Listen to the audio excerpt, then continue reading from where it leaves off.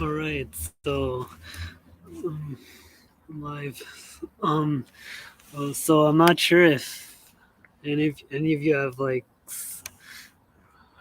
seen the news or heard about it, but like today the federal government is saying how they're making the jabs mandatory for like the public sector. So for people who work in the public sector as well as like people who want to travel. So like they're saying that they must be fully jabbed by the end of the month. So like October 30th, they must be fully jabbed. Otherwise, like if they work in the public sector, then they'll like lose their job. So I want to pull up an article um, that talks about it. So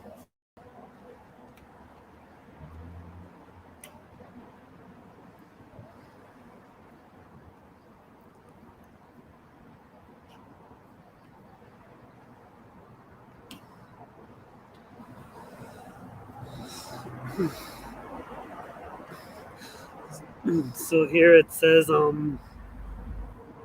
federal public servants, RCMP, and air and rail travelers must be jabbed by month's end, Trudeau says.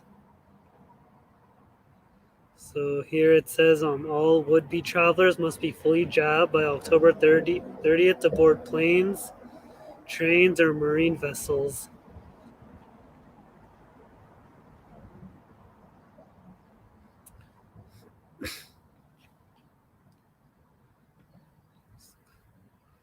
So now it says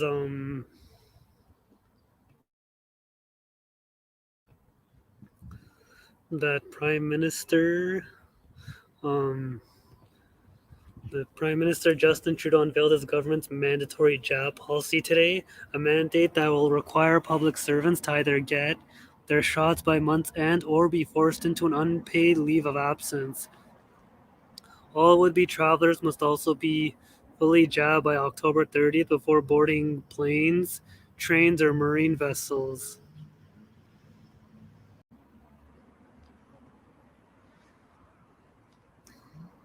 To bolster stalled jab rates, the federal government will require all of its employees in the core public administration and the RCMP to be fully jabbed or to apply for medical or religious exemption by the end of the month.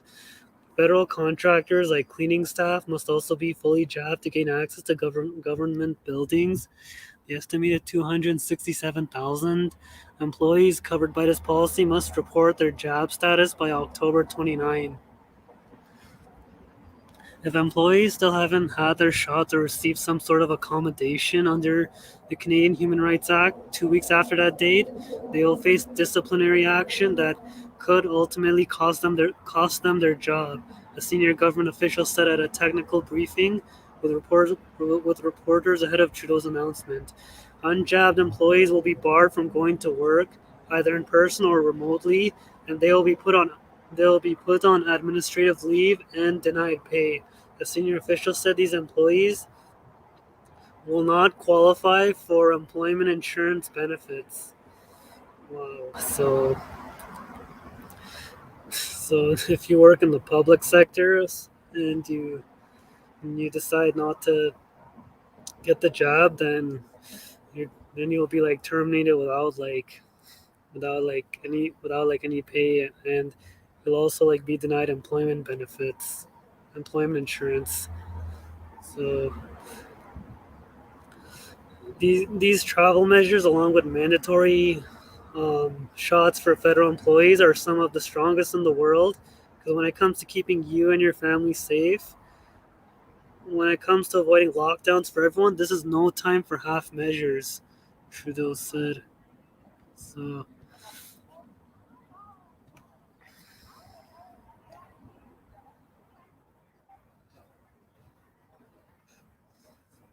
so here it says if you've done the right thing and gone the jab, you deserve the freedom to be safe from COVID, to have your kids be safe from COVID, to get back to the things you love.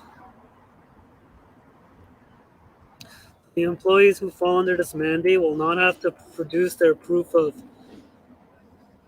will not have to produce their proof of getting the shot.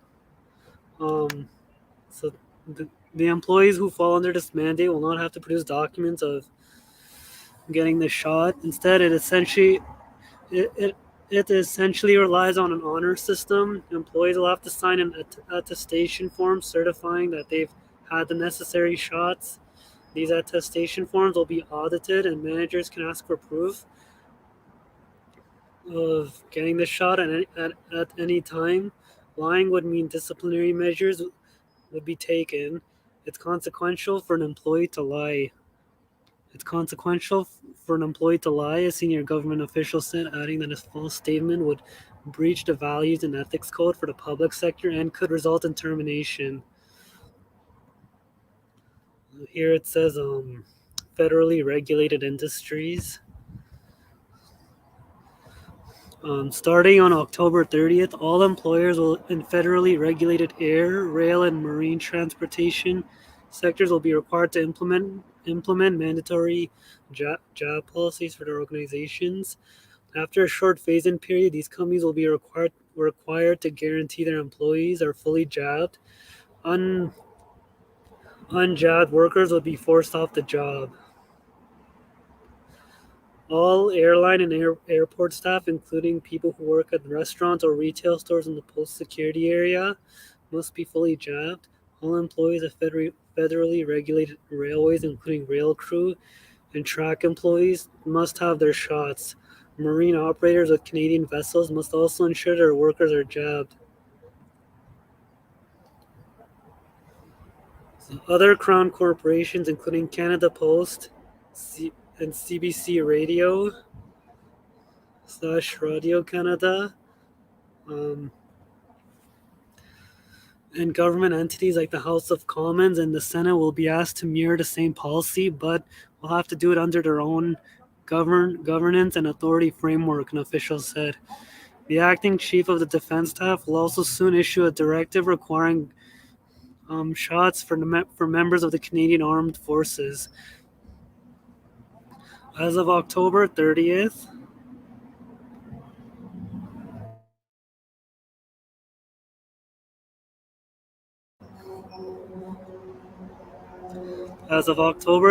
all travelers aged 12 and older taking flights leaving Canadian airports or traveling on Via Rail and Rocky Mountaineer trains must be fully jabbed before boarding.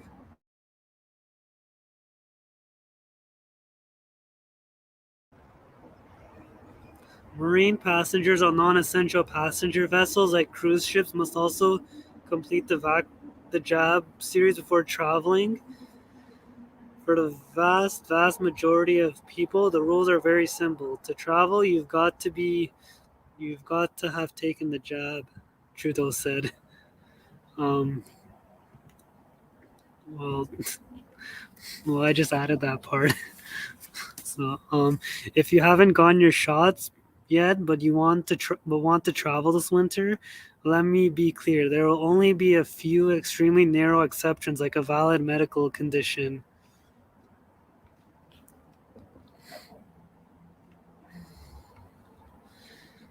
It'll be up to air, rail, and marine operators to establish processes to verify jab status, a government official said, adding the government expects these companies to accept provincial jab passports as proof of status. A standardized pan-Canadian proof of jab document for international travel is still in the works. The details have not yet been announced. We're delivering on the first of our jab commitments, and in the weeks to come, we'll get the job done on a jab passport for international travel, Trudeau said.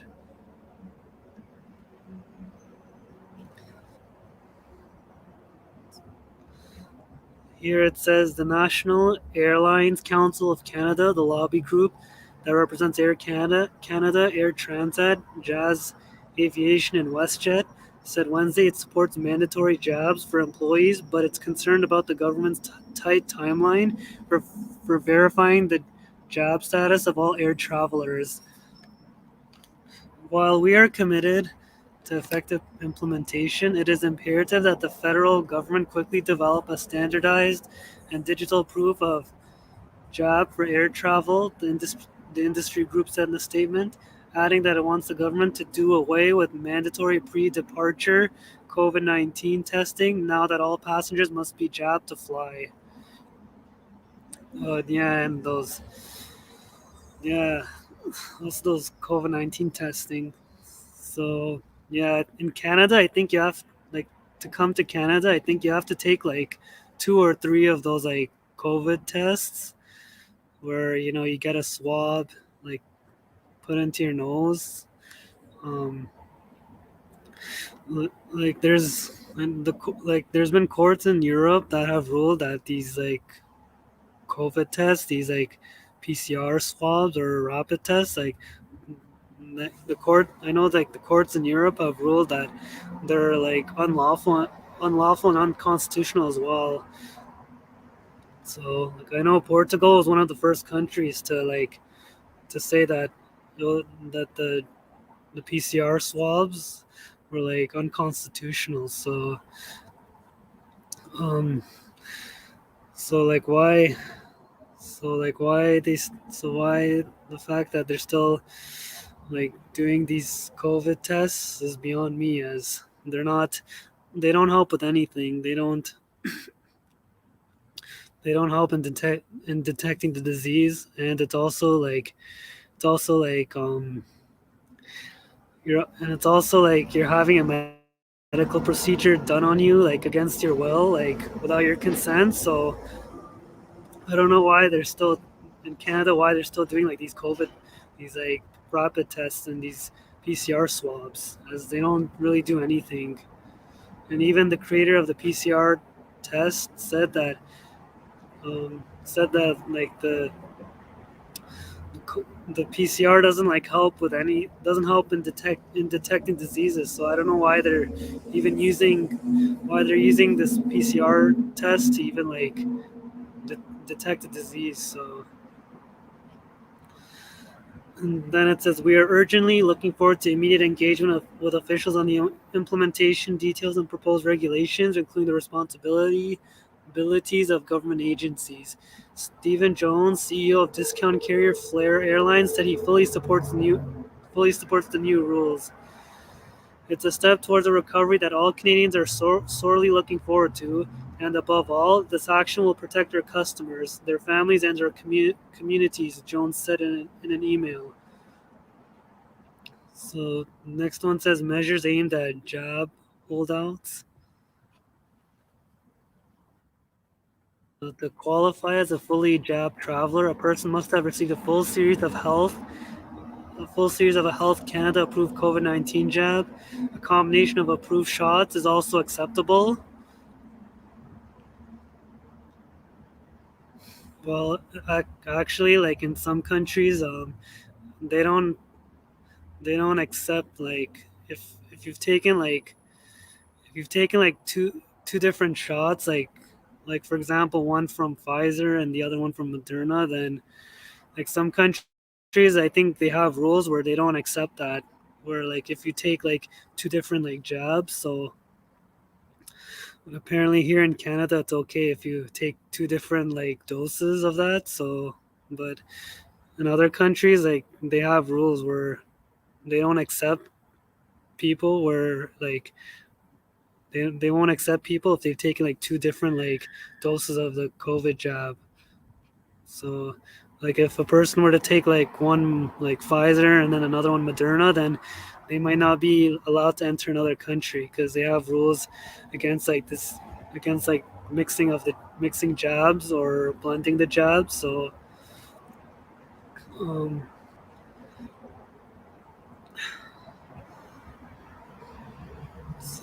a combination of approved shots is also acceptable, with the last dose having been administered at least 14 days prior to the day of travel.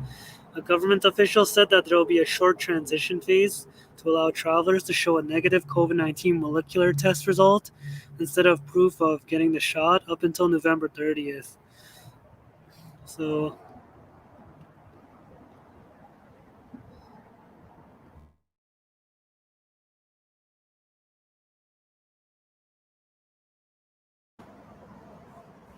So here, it says that so so up until November 30th, like travelers will have to show a negative COVID-19 molecular test result instead of proof of getting the jab. So I mean, they're both like invasive.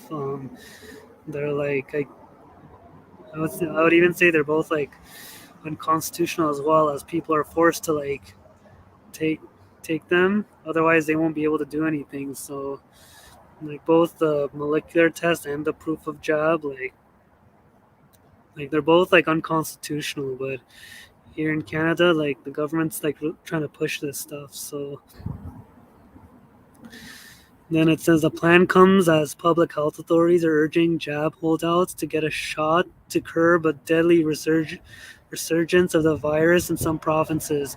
The millions of Canadians who have so far avoided getting a shot have driven a fourth wave of the pandemic, with the much more contagious Delta strain of the virus in circulation. So, this part here, the millions of Canadians who have so far avoided getting a shot have driven a fourth wave of the pandemic.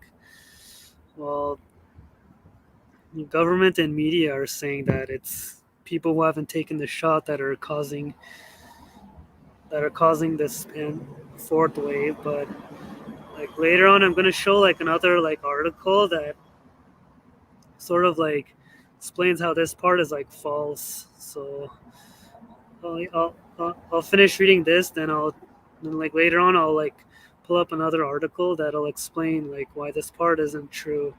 So then then down here it says, while 88% of the eligible Canadian population has had at least one shot, Trudeau said more people need to roll up their sleeves at a time when jab doses are plentiful and case counts are on the rise.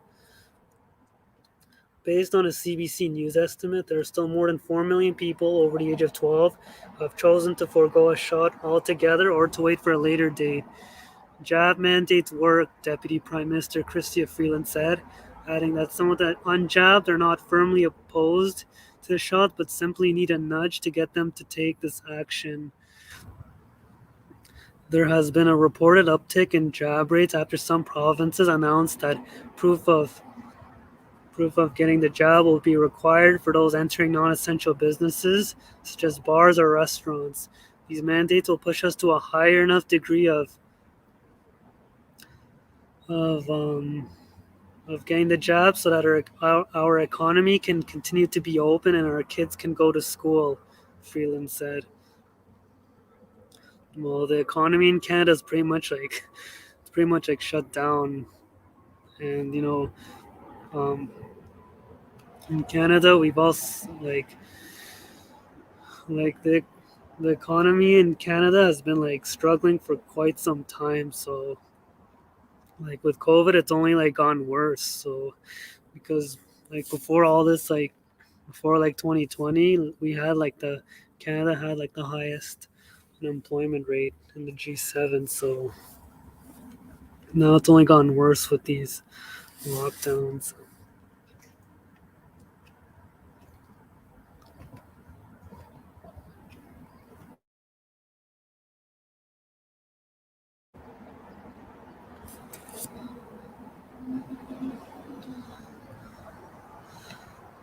So that's the end of this article. Now I'm going to move on to another one.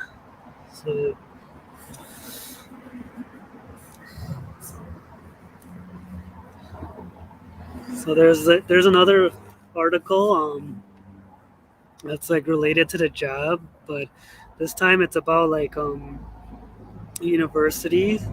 So I'm gonna like try and pull it up now because like I had a feeling like something like this was gonna happen. So and like I guess now it's official. So I'm gonna pull it up right now. Uh,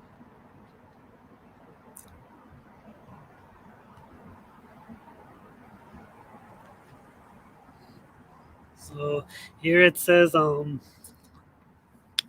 Wilfrid Laurier University bars unjabbed students from taking online classes. So Yeah, so now now they're banning like unjabbed students from even taking online classes now. So like I had a feeling something like this was gonna happen because they're already like trying to ban students from even entering like the campus if they're not jabbed. So now they won't even let them take online classes if they haven't taken the shot. So it says students who normally attend classes in person who are unjabbed or do not wish to disclose their jab status will be unable to participate in online courses this fall at Wilfrid Laurier University. Oh, and this is from True North, so I think they're more like an independent like media outlet, but they're only on the internet, so they like publish good information.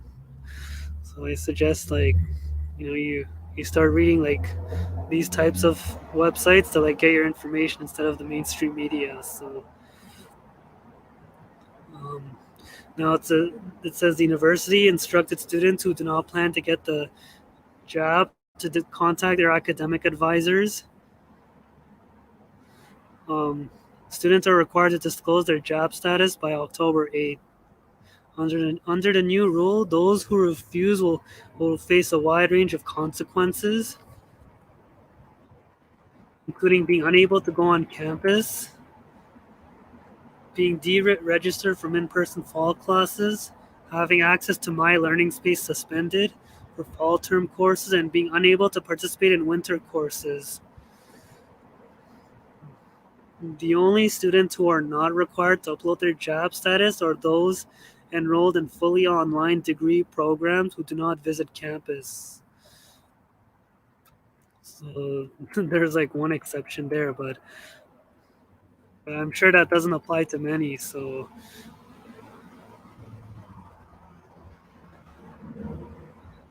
down here it says the university told CTV News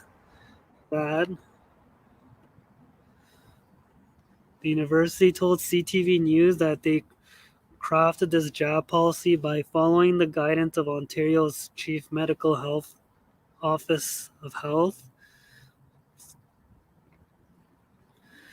and that in addition to jobs, other public health and university health and safety measures such as masking and adhering to gathering limits will go a long way to help reduce the spread of COVID-19, which will allow us to move forward as a community.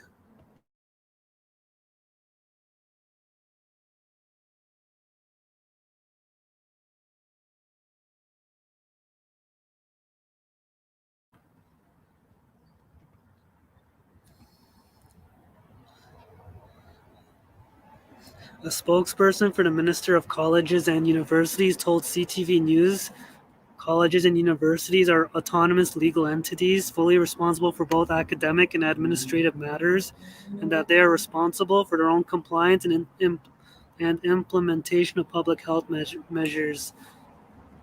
The Council of Ontario Medical Officers sent a letter to university presidents on August 24th that outlines job policy standards. It calls for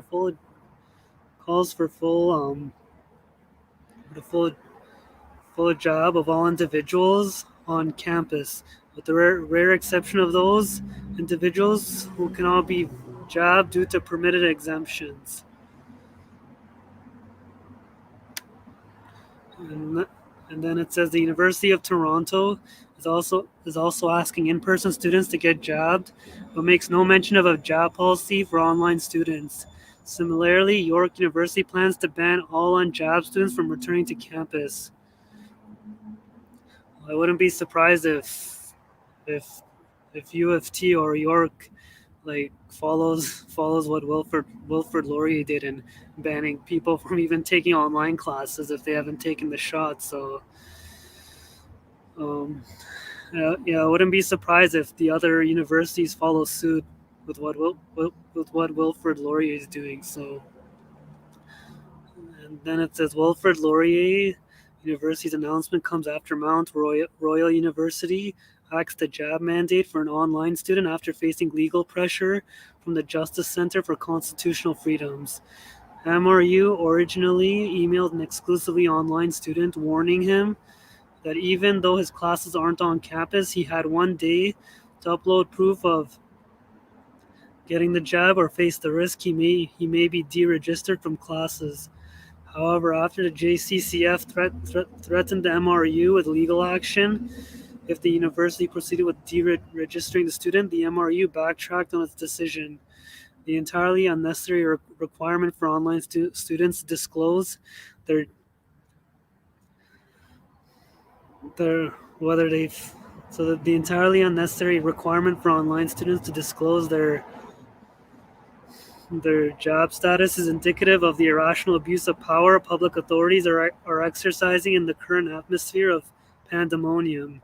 It is essential that people stand up and push back against these abuses of power, said JCCF lawyer Mary Moore.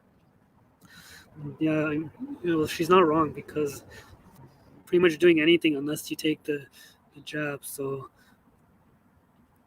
and and yeah, and I'm sure like there's gonna be like court challenges and all that for I'm sure there's gonna be like court challenges and maybe even like constitutional or charter challenges against like the government for like all these mandates they're trying to like impose. Um so yeah, that's yeah, so I'm sure like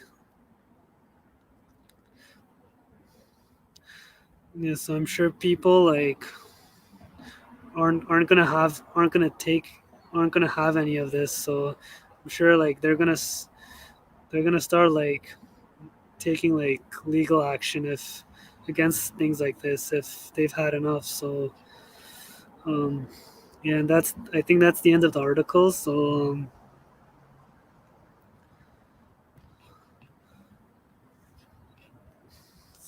yeah, let me close that. So yeah, so now even like the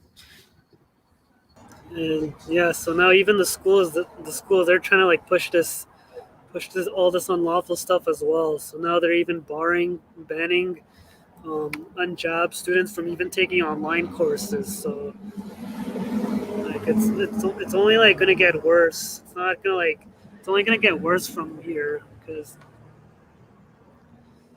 um, yeah, like unless I guess like unless people start like filing lawsuits, then it's not gonna get any better. It's only gonna get worse as the government they're just gonna keep like pushing these mandates on on onto like these institutions and on people as well. So um, and also this isn't the first time that Wilfred Laurie has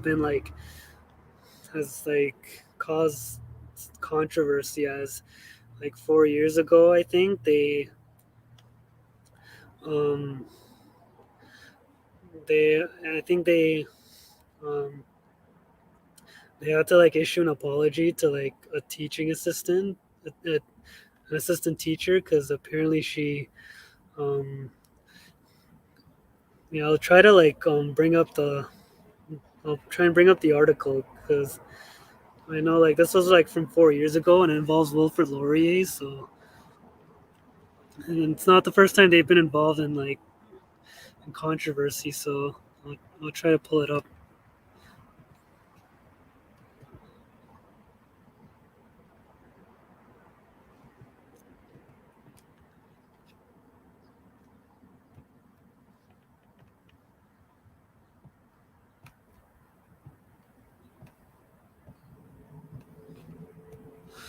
Okay, this says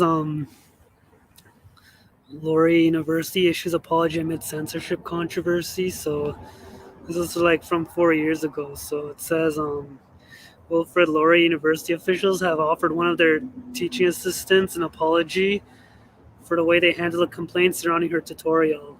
The issue started when Lindsay Shepard, a master's student, played a controversial YouTube clip about gender neutral pronouns in her tutorial for students in a communications class.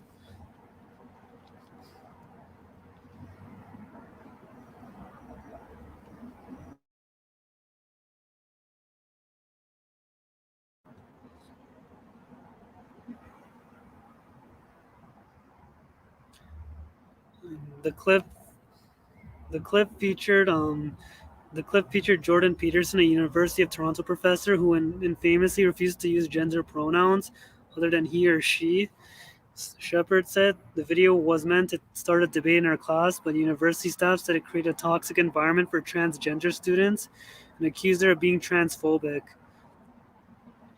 So, and here's the video of like the of the meeting she secretly here's the video of the meeting she secretly recorded. Um, yeah, and also Lindsay Shepard, she works for True North. So it's the website I had earlier that I showed earlier. She works for them now. So um, yeah, and she also like secretly recorded the conversation. Otherwise, no one would have like believed her. Like what like the university did to her if she didn't like secretly record like the conversation. So after a recording of a meeting between Shepard and officials was shared to Global News, the university's president and vice chancellor issued an apology to her for the way the situation was handled. So after listening to his recording and apologies in order, the conversation I heard does not reflect the values and practices to which Laurie aspires. The statement from Deborah McLatchy reads, I remain troubled by the way faculty, staff, and students involved in this situation have been targeted with extreme vitriol. Supports are in place at the university to support them through this situation. The meeting, which Shepard recorded in secret, took place at the beginning of November, and the professor of the course, Nathan Rambucano, is also present. Shepard said she presented the clip of the debate neutrally and without bias. Rambucano told her approach to the clip was tantamount to remaining neutral on other objectionable views, such as those of Adolf Hitler.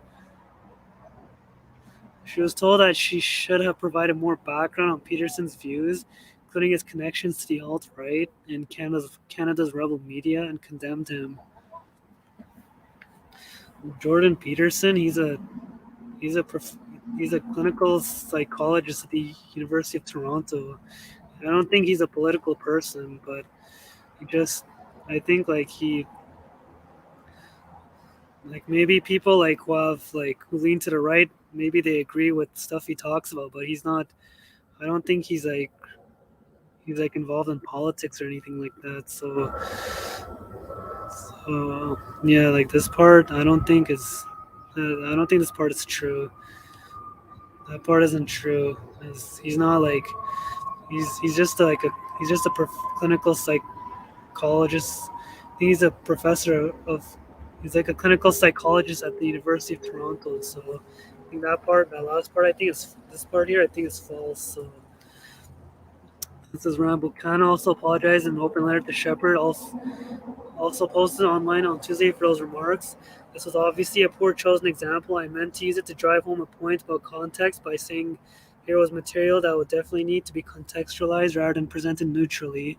Instead, I implied that Dr. Peterson is like Hitler, which is untrue and was never my intention, he wrote. And also Jordan Peterson, I think he sued this guy and the university, I think, for because he compared him to Hitler. So yeah, I think Jordan Peterson and Lindsay Shepard, I think they both like filed lawsuits against the university. So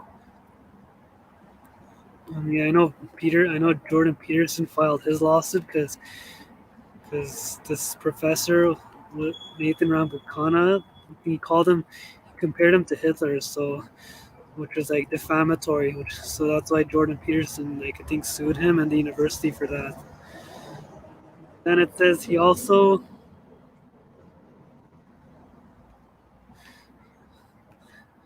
apologized for having a panel of 3 people confront Shepard in the informal meeting, which he admitted was intimidating, and for not providing Shepard with mentorship during the process.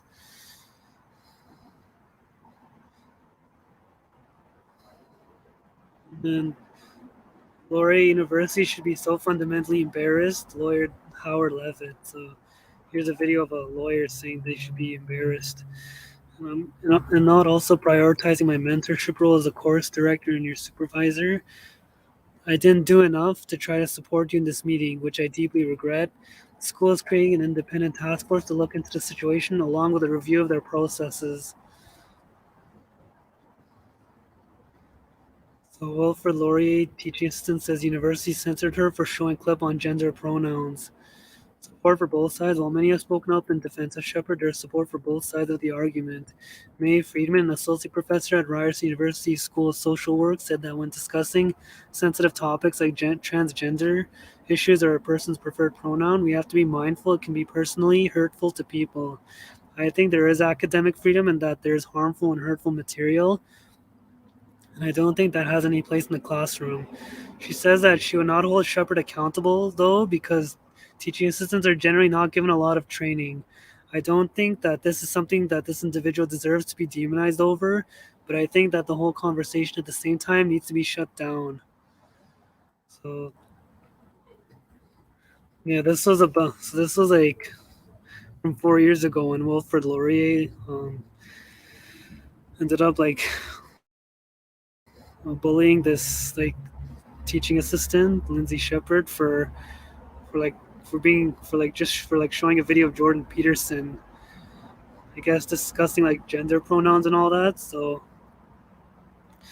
yeah, so yeah, that's not the first time like Wilfred Laurier has been involved in like controversy, and this is also another problem too, where like where they claim to be like for like free speech, but at the same time censoring like. Let me close this.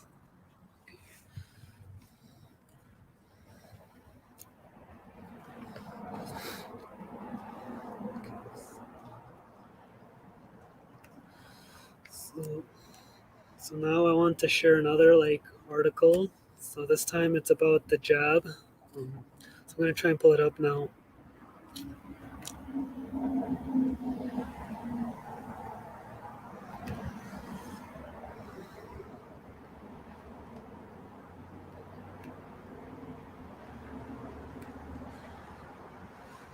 So here it says Ontario doctor resigns over forced jabs. It says 80% of ER patients with mysterious issues had both shots.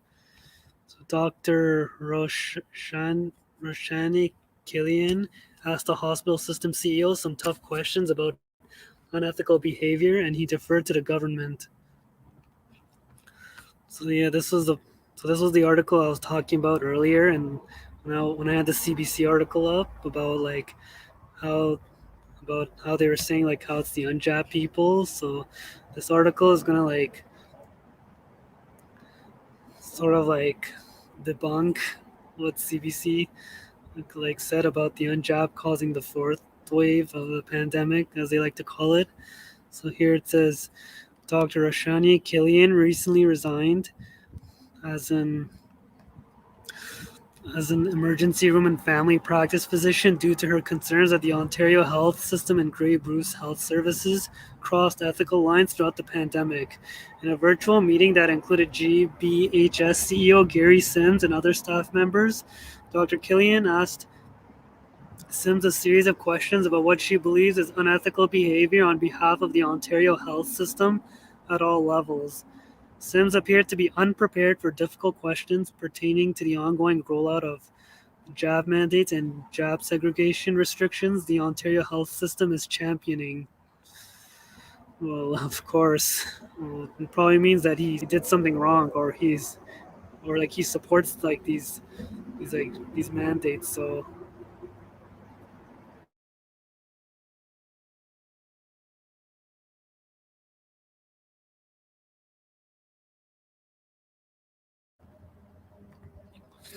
and then it says Killian estimated that 80% of the patients she saw in the ER during the past month who had inexplicable symptoms were double jabbed. I don't know what this word here, double jabbed. In the CBC article, they're saying how people who are like falling ill and all that are the unjabbed people, but here they're saying Here they're saying the complete opposite as people who had like inexplicable symptoms were double jabbed. So then it says Dr. Killian relocated to Owen Sound, a small city in Grey County, Ontario, from south um, from South Africa after previously working in British Columbia. When she resettled in Owen Sound with her family, she expressed to a local paper how happy she was to live there. Our recruitment to Owen Sound might have been by chance, but our choice to settle here was definitely not. Our 4 months in Owen Sound have been blessed, a little town with lots of souls surrounded by beautiful landscapes filled with welcoming residents and businesses and exciting festivals, programs, and activities. We truly feel fortunate to raise a family here. The first issue that Dr. Killian brought up during the meeting was informed consent regarding the COVID jab and what she considered to be a coercive mentality of pressuring people to accept medications that she pointed out are still in clinical trials. So, yeah, she makes a good point here. So, this part here, um, yeah, like she makes a good point as as that um yeah, like that's what's happening right now, where they're trying to like force people to like take the jab, or if they don't want, or if they're not, if they don't want to take the jab, then they have to like take those those PCR swabs, those COVID tests, where they have to get a swab, stu- like where they have to get a swab like all the way like into their nose, and and if they're not careful, and if they're not careful with the swabs, like they push it too far into the nose, it's gonna cause like problems like brain damage. So like it, but they're like coercing people to like take these to take the jab and even the COVID tests, which I think both are like or unlawful and unconstitutional as well, because they don't actually help with anything, and instead they're just like they're just making it worse for people's health. So it's not good for them. And yeah, they are still in clinical trials too, as the the trials for the jabs aren't expected to be complete until 2023. So it's like 2 years away from now, and yet the government, they're like forcing people to take these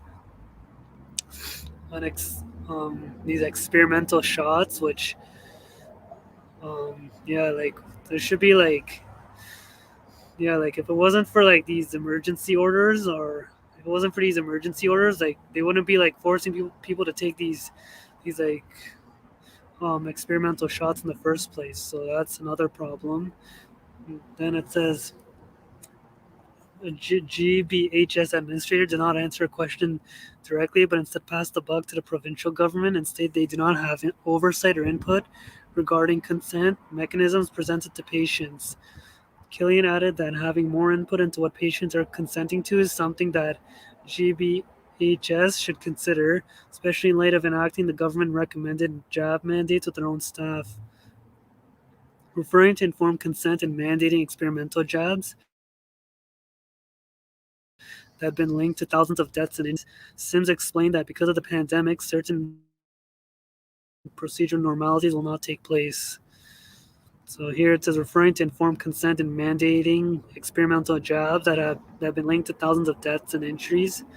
Sims explained that because of the pandemic, certain procedural normalities will not take place. Like I know, like they're not, like they stopped doing like surgeries and all that at the hospitals because of COVID, and yeah, here it's saying like, yeah, it's true, like the experimental jabs have been linked to thousands of deaths and injuries, but the mainstream media and government, they're saying how like this is happening as a result of people who haven't taken the shot. People who are like healthy for the most part. They're saying. the mainstream media is saying like how this only happens to the unjab, but in reality it happens to those who take the experimental jab. So then it says in a pandemic, some of these some of those pieces that you think would be there, mechanisms of informed consent from the government, when you have lots of time to review stuff. In a pandemic, they're going to pass mandates, and they're going to pass laws, and they're going to pass directives as needed to manage that pandemic, he said. And some of the things will feel like they're infringing on or taking shortcuts. They're doing that directly to save lives. Well, I don't think so. I think they're doing that to destroy lives. And yeah, infringing. Yeah, they've been. Yeah, like ever since this COVID this like pandemic, as they like to call it, started. Like the governments on all three levels have been infringing on people's rights. So, which is a violation of the Charter of Rights and Freedoms, but the government, they're just ignoring that. Like they're like trying to act like it doesn't matter, or that like it or that like it's enough to or like that it's enough to justify like infringing people's like rights and freedoms by forcing them to take these jobs. So yeah, like everything they're doing is like it's all unlawful and illegal. Yeah, it's illegal and unlawful and unconstitutional as well. So I'm sure like there's gonna be like lawsuits against this stuff. So Sims then stated that there's a massive scientific group that has reviewed all the issues pertaining to the jabs and their usage and rollout. This meeting took place August 23rd. Since then, the Ontario government has admitted that at least one of the jabs pushed on the public has caused serious problems in young men who are at virtually no statistical risk of suffering severely from COVID. So here it says the Ontario government has admitted that at least one of the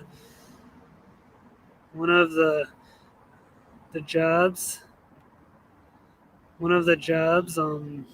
pushed on the public has caused serious heart problems in young men who are at virtually no statistical risk of suffering severely from COVID. Exactly. Like it's basically messing up. It's yeah, like people who are fine and healthy, they're taking these shots and they're experiencing all kinds of problems, like like blood clots and heart problems and all that. So yeah, but mainstream media, they're saying that that this only happens to like unjabbed people, people who haven't taken the jab. Like mainstream media is saying this that this stuff only happens to them, or actually like mainstream media, they might just ignore this, or they might say like it's just like an isolated incident, like it doesn't happen to everyone. So they might say something like that. Then it says Dr. Killian pressed press Sims about claims that protocols of informed consent can be skirted due to an emergency, and clarified that the Tri-Council policy statement stipulates that an emergency situation does not warrant skirting protocols that protect the population from being put at risk due to medical experimentation. The Tri-Council policy statement is a Canadian guideline for the ethical conduct of research involving humans and/or human biological materials, as the jabs are still technically under experimental trial.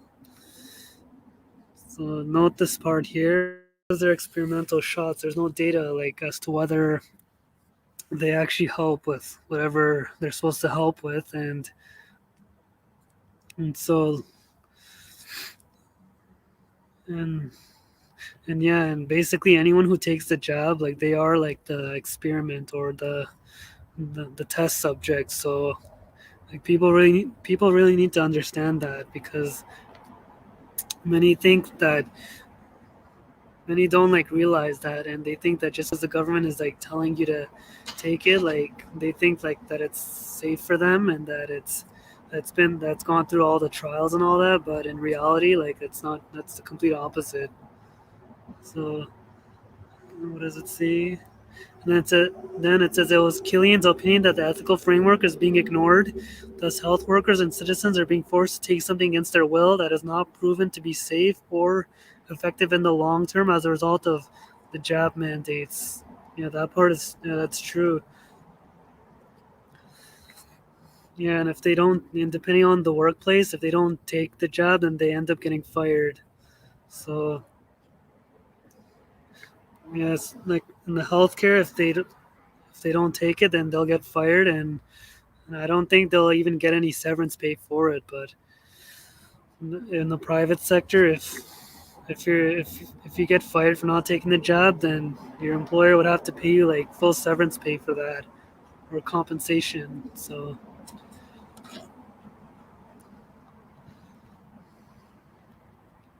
Sims reacted sharply to Killian and said, "Nobody's forcing you to do this.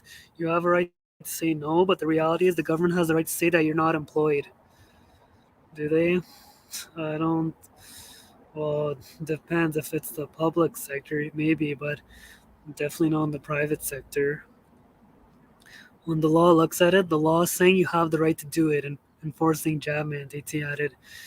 And Dr. Byron Brittle, a University of Guelph professor, who recently released a letter he sent to the president of his university that called into question the legitimacy of job mandates both from a medical and legal perspective.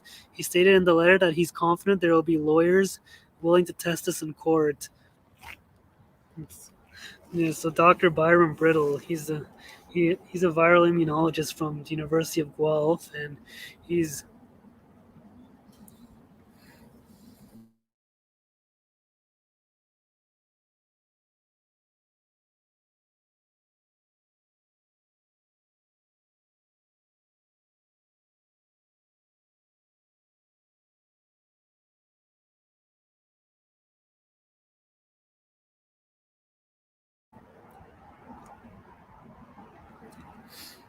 so yeah, Dr. Byron Brittle, he's a viral immunologist from the University of Guelph, and he's been coming under a lot of like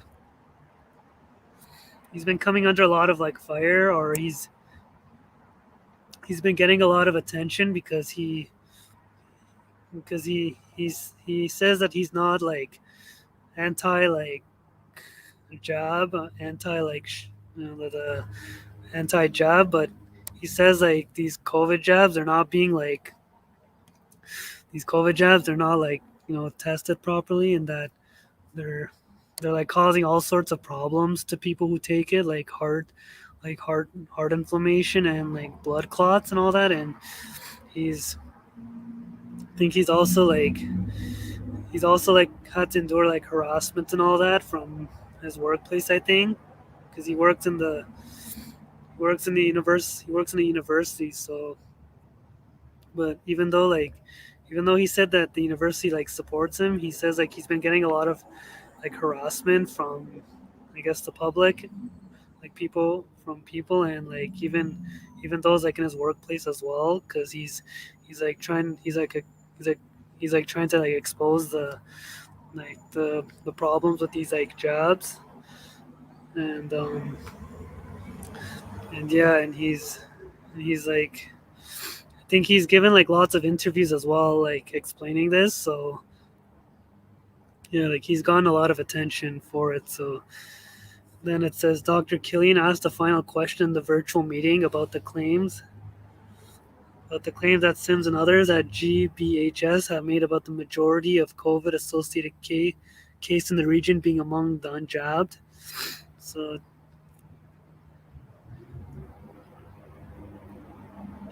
she asked if there was a detailed database that could be shared to prove this point. Sims stated that the job status of the individuals who have been admitted in his region could not be released due to privacy reasons, but that the provincial government would have the information. He then claimed that provincially, less than 0.7% of people who ended up in ICUs were jabbed. So like less than 0.7% of people who ended up in ICUs were jabbed. Oh, I'm not sure about that, but then he referred to the third wave of COVID in Ontario that he said was due to the Delta variant, and stated that it was that it was all unjabbed who fell seriously ill at that time.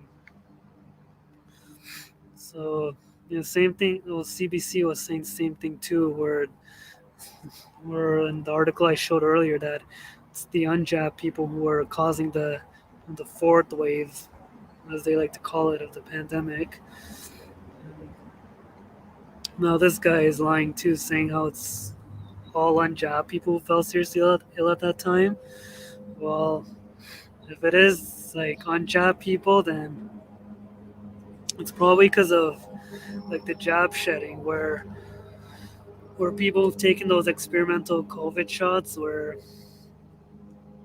they'll like end up like making someone who hasn't taken these shots, like they'll end up getting sick, like the unjab person, like they'll end up getting sick from someone who has taken the jab, which they call jab shedding.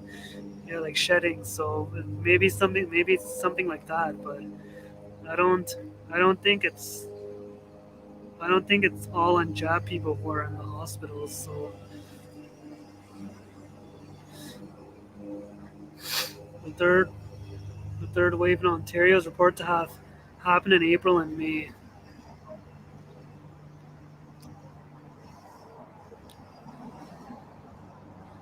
The vast majority of Ontarians have not received their second dose of any COVID jab by that point, and the province has made it clear in numerous places that a person only counts.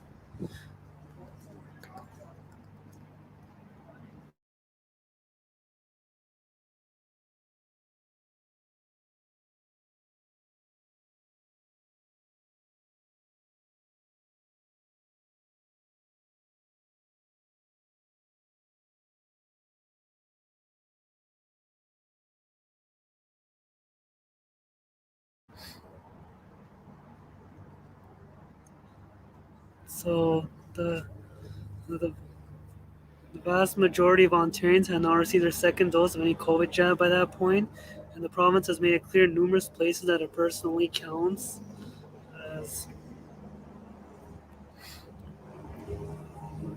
that a person only counts as fully jabbed for clinical purposes after 14 days have passed since they have received their second dose. So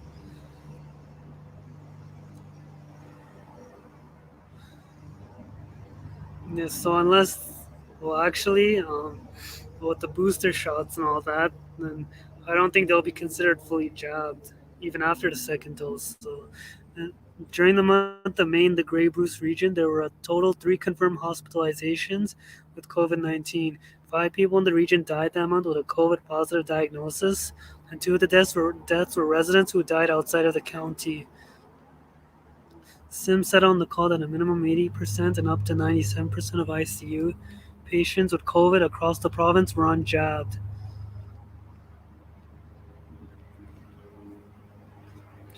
It is impossible to reach that number given the Grey Bruce statistics because there are too few people for calculations to be mathematically doable.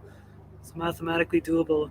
He then intimated that there will be great fears among pediatric physicians regarding autumn COVID numbers. If children start to die, so he then intimated that there will be great fears among pediatric physicians regarding autumn COVID numbers if children start to die. There is no evidence to suggest that COVID is dangerous to children in any statistically significant way. Exactly. Yet these people are trying to say that kids are gonna die from it. No, they won't. And like Trudeau, when he was like during the election campaign, like he was saying things like how the unjabbed people will are a threat or a threat to children, which that's like a lie, and like I'm sure anyone would be outraged by that. So this so when they're trying to say stuff like how children are gonna die from unjabbed people, like that part is like false, and also the fact that they're trying to like bring children over this too is just despicable. And Dr. Killian resigned from her position while on the call with GBHS administration and spoke about her situation on the Strong and Free Truth cast, where she criticized the state of healthcare in Canada. She expressed that care for the individual patient has gone by the wayside during the farce that we have been living through. Yeah, the healthcare system in Canada is like completely socialized. It's like almost similar, just like North Korea and Cuba, where it's like completely socialized. So, and another thing about healthcare in Canada, people don't like mistake, like don't know is that like they think like the healthcare system in Canada is free, but in reality, it's not. Um, you're paying for it through taxes, so if you think that healthcare in Canada is free, well, it's not, and we don't have any like privatized options like in the U.S. or like even like the hybrid system of both public and private healthcare that exists in Europe. Like we don't have any of that.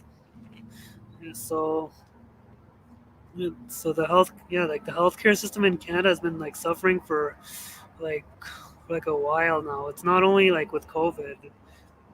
It's just, well, with COVID, I think it's like being exposed, like the problems with the healthcare system in this country. So COVID is just exposing that, but but there's been problems with the healthcare system in Canada for a while. So it's not like something new. Then she said that throughout the entire time that the pandemic has been declared, she has only admitted 2 patients to the ICU that tested positive for COVID.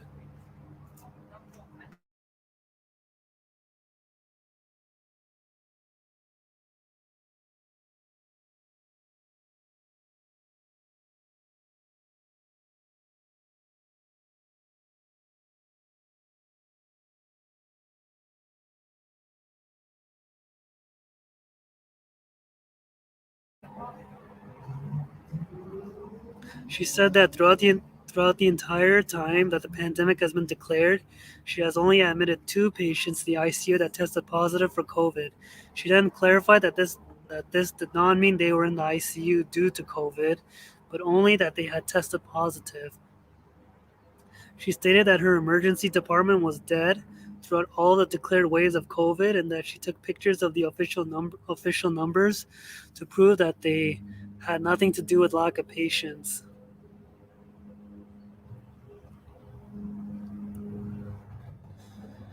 Dr. Killian added that since the rollout of COVID jabs, she has seen a striking uptick in patients who have been admitted with heart issues and do not fit risk categories. She stated that as more and more people have received the jab, she has seen a host of strange events in her patients. She spoke of people coming with newly diagnosed high blood pressure, diabetics that was controlled that are no longer controlled. Their sugars are either through the roof or they're down in the ground. The only factor, the only factor constant that changed in their life was the injection of an experimental biologic. So yeah, the only factor constant that changed in their life was the injection of an experimental biologic. So basically, they were doing fine before they got the jab, and now that they got the jab, they have all these like problems, like high blood pressure. So yeah, but mainstream media, they're saying like how they're like blaming the unjabbed people for all these problems, but in reality, it's these experimental shots that are causing the problem. So yeah, like that's the end of the article. So and,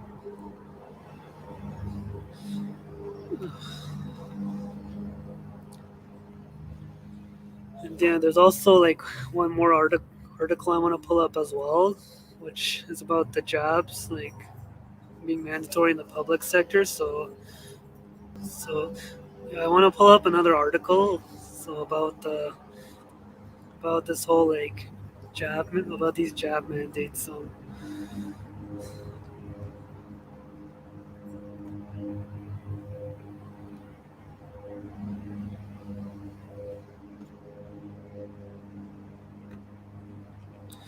Here it says Rick Nic- Nic- Nichol- Nichols steps down as deputy speaker after being booted from caucus for job refusal.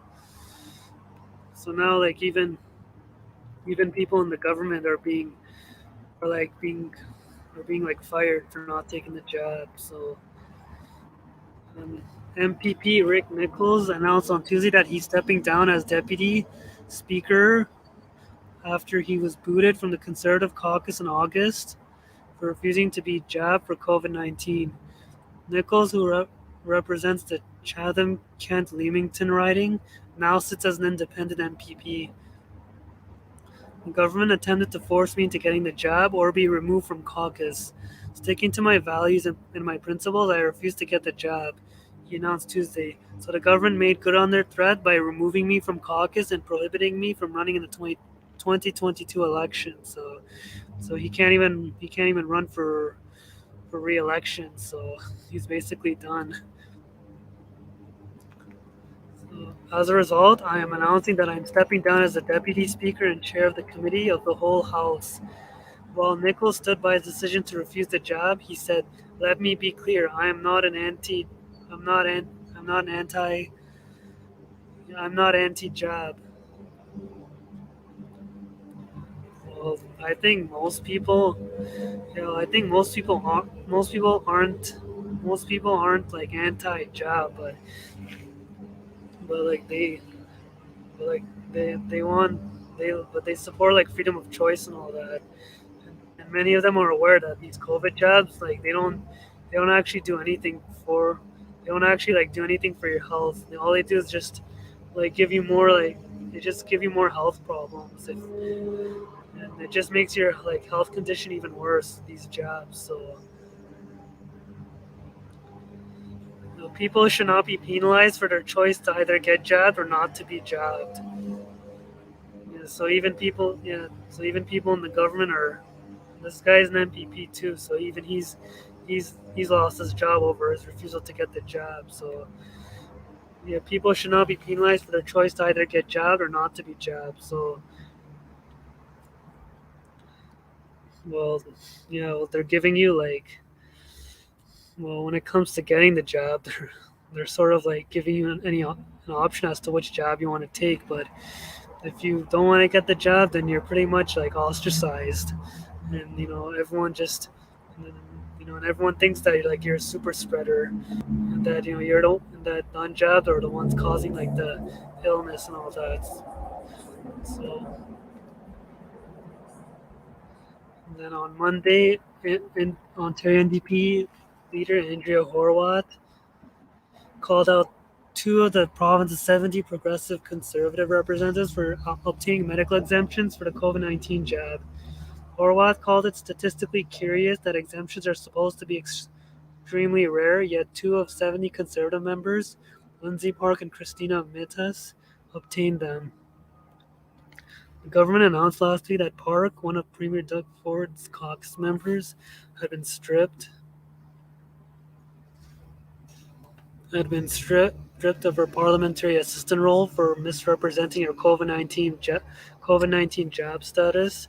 She remains in caucus with Government House Leader Paul Calandra, calling her an important member of the team. Calandra noted on Monday that the two members presumably received a medical exemption from their medical practitioners that follows the guidelines.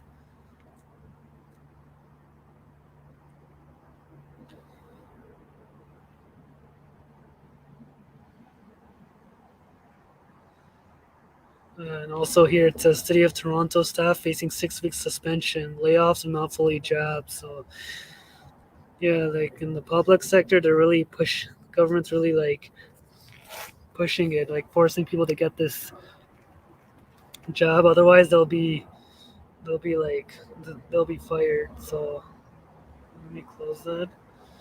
So yeah, in the public sector, like they're really forcing people to take this job. Otherwise, they'll be fired, and I don't know if they'll even be like given compensation for it. So